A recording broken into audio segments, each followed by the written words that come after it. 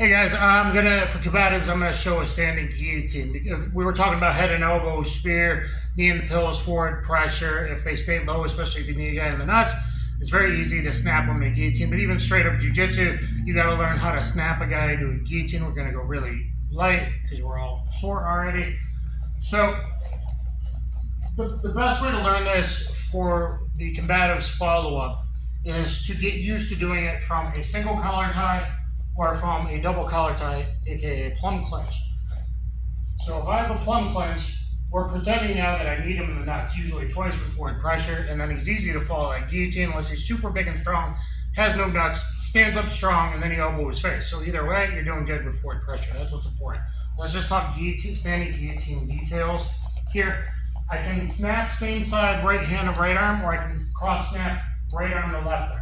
So even straight up jiu-jitsu, if he gets a little off balance, he doesn't know how to keep strong structure, keeps his eyes up, his head up, where the eye goes, the head goes, where the head goes, the body goes. I pull him to same side here. Everyone keeps that elbow flared and uses biceps to do guillotine. That's not right. Same thing with the Achilles lock or anything else. You don't use open space, this big open space. What I need to do is get my hand high and my elbow back to my ribs so it's structural, and then you can do all kinds of things using body mechanics instead of bicep, and everyone gets tired on the ground, they jump guillotines, the guy gets out, they get their face punched. I go here, once he's down, I pinch this elbow back. Now I need my hand above my belly button, and for a standing guillotine, what you want to do is have your legs spread, good base, because he could play football, wrestling, rugby, tackle you, a bigger guy, forward pressure. You got to have a good base.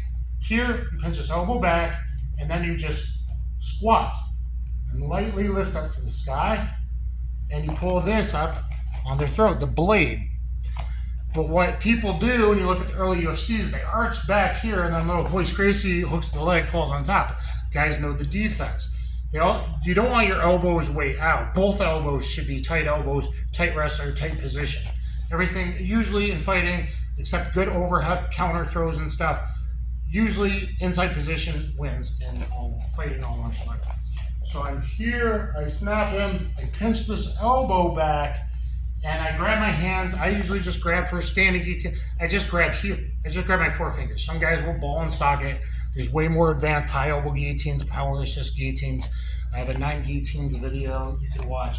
But that's kind of like, you don't need it for basic self-defense because it's going to be fast. You should be kneeing, elbowing, hitting, clinching, boom, finishing a guy right away.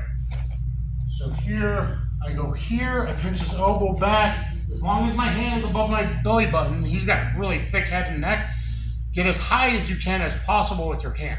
If your hand's below your belly button, you have too much of an angle, and everyone wastes their bicep trying to squeeze because their elbow's fired out instead of working this and your elbow's back. This elbow needs to be back too, so he doesn't pummel inside and take the weight off, or even pummel in. So here, pinch.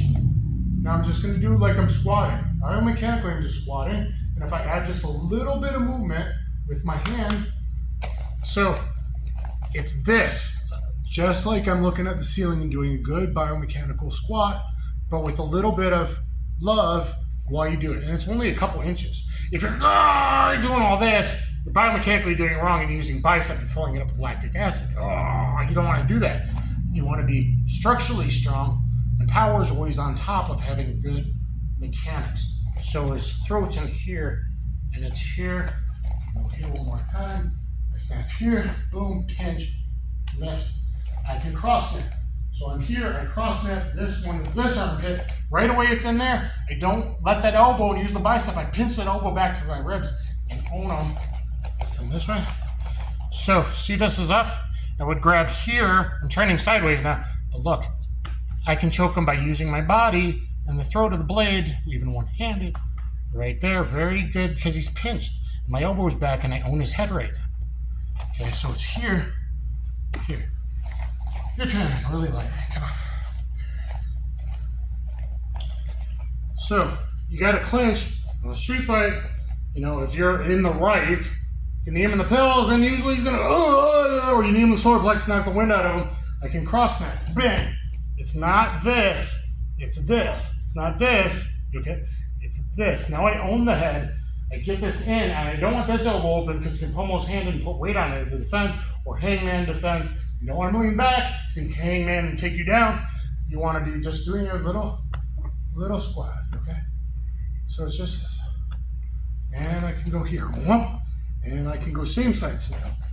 Whoop, falls in my hole, sorry. Falls in my hole, and there, it's the blade on the neck. So I'm just doing this with his head tripped to my body, and I'm hanging him here as I lift up to the ceiling. That's mechanically what I'm doing. I'm just laying him on here and lifting him a bit. So guys, make sure you're not doing this and doing all the squeezing and jumping guard too and all that stuff here. And don't lean back. You shouldn't have to. It's just this. It's just this. It's just a little mechanical squat. Obviously, you don't want to be leaning back because he can shoot double leg pressure, push you, he's going to fall on top. And you don't want to be standing like a pole either. You just want to have a good, strong base. And even if he's a really top guy and he knows jiu-jitsu, he knows MMA, if you can drive him to the cage, the wall, isolate him, that's where you see it's actually, no matter what your grips is, like John Jones versus Lyoto Machida, whatever, Alistair Overeem was choking everyone out. He just grabs them and then shoves them in the cage. And as soon as you got him, you have him isolated. You have the man isolated, even if he knows defense.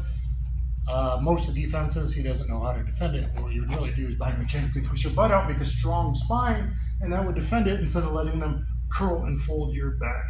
So anyway, guys, thumbs up, subscribe. Hope that helped. Let me know in the comments below.